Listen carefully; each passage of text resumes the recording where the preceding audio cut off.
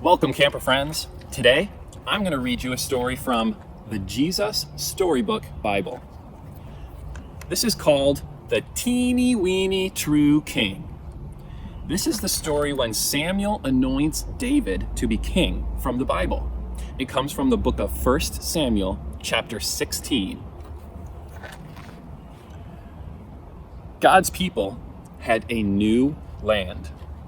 Now, they wanted a king. But God is your king, Samuel told them. He's the one who looks after you the best. We want a real king, they said, one we can see. God knew that a king might not be kind to his people or look after them as well as he would. But God's people didn't care. They wanted a king, and they wanted him now. So, God gave them a king. He was called Saul, and he seemed like a good king at first, but he became proud and stopped listening to God.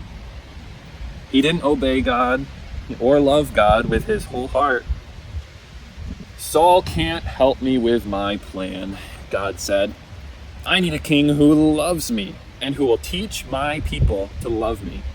I need a true king.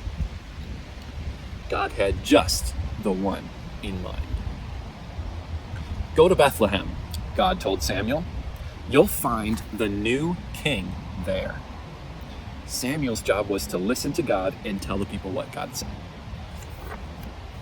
So, Samuel went to the little town of Bethlehem. God told Samuel to go to Jesse's house.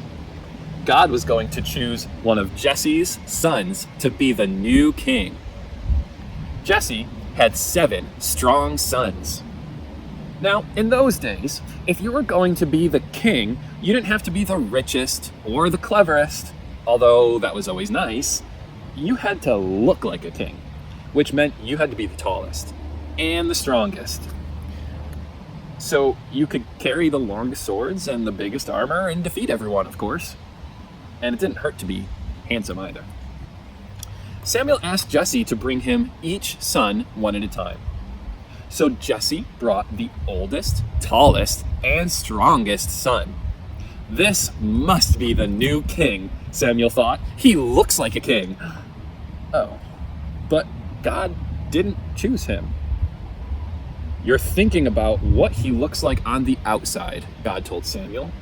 But I am looking at his heart, what he's like on the inside. So, Jesse showed Samuel his next oldest, tallest, and strongest son. But God didn't choose him either. In fact, God didn't choose any of the 7 sons. Samuel said, "Is that all?" Jesse laughed. "Oh, well, there's the youngest one, but he's just the weakling of the family. He's only teeny." "Bring him," said Samuel. Jesse's youngest son came running up. God spoke quietly to Samuel. "This is the one." His name was David. "He has a heart like mine," God said. "It is full of love. He will help me with my secret rescue plan. And one of his children's children will be king. And that king will rule the world forever." Samuel anointed David's head with oil, which was a special way to show that you're God's chosen king. "You will be the new king one day," Samuel told him. And, sure enough, when David grew up, David became king.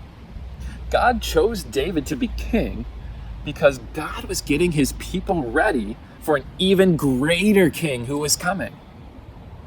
Once again, God would say, "Go to Bethlehem.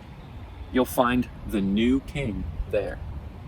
And there, one starry night in Bethlehem, many years later, in the town of David, 3 wise men would find him.